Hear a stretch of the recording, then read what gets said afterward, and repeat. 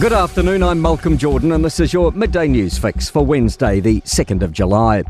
The US President is saying Israel has agreed to the necessary conditions of a ceasefire in Gaza. Donald Trump has posted online saying Qatar and Egypt will ensure that Hamas agrees to the deal. The Greens say ending severe hardship in New Zealand would be a better solution to shoplifting than increasing penalties. The government's announced a proposed crackdown, including instant infringements and harsher prison sentences. Green Party co-leader Chloe Swarbrick says it should be about preventing crime, not just reacting to it. She says this kind of offence would reduce if people weren't driven to it. I think that if society were a lot fairer, I think that if people weren't experiencing extreme poverty. Revelations, programs that have contributed to the reputation of our Defence Force and New Zealand are being required to cease or scale back.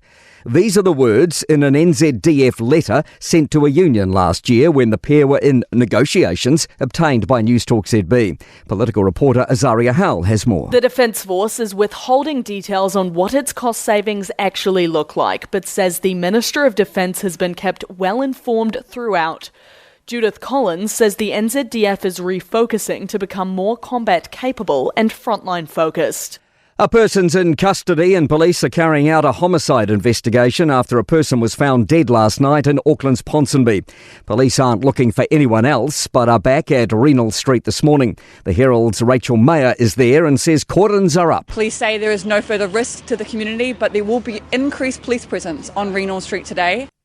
A teenager's died in Auckland City Hospital after he was involved in a serious crash in Kumiu on Friday night. A car crashed into a house on the Coatesville Riverhead Highway after failing to stop for police earlier that evening. 3 other teens are stable after being hospitalised with injuries. Waitemata District Commander Superintendent Nyla Hassan says this is a tragic development. Support is being provided to the boy's family and officers who responded to the crash. The Chief Victims Advisor says juries shouldn't be used in trials over sexual assault and family violence. A deadlock for jurors in the high-profile trial of music mogul Sean Diddy Combs, unable to find consensus on one of the charges. The New York courtroom's been told a verdict's been reached on the charges of sex trafficking and transportation for prostitution. But deliberations continue on the charge of racketeering that could incur a sentence of life in prison. Defence and trial attorney Misty Maris told CNN it's possible the jury is struggling to understand the criminal enterprise element. Usually there's a goal of a criminal enterprise. It's to make money, drug trafficking, gun trafficking. Here, it was a little more abstract.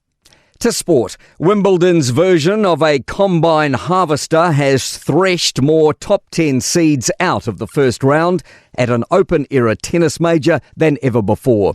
4 have exited from the men's and women's draws. Ethan Blackadder has signed a 1-year contract extension with the Crusaders and New Zealand Rugby through to the end of 2026. And Real Madrid have booked their berth in the quarterfinals at football's Club World Cup after securing a 1-0 win over Juventus in Florida. I'm Malcolm Jordan. That's your latest news fix. We'll be back with the next update at 5 p.m. from the Newstalk ZB newsroom.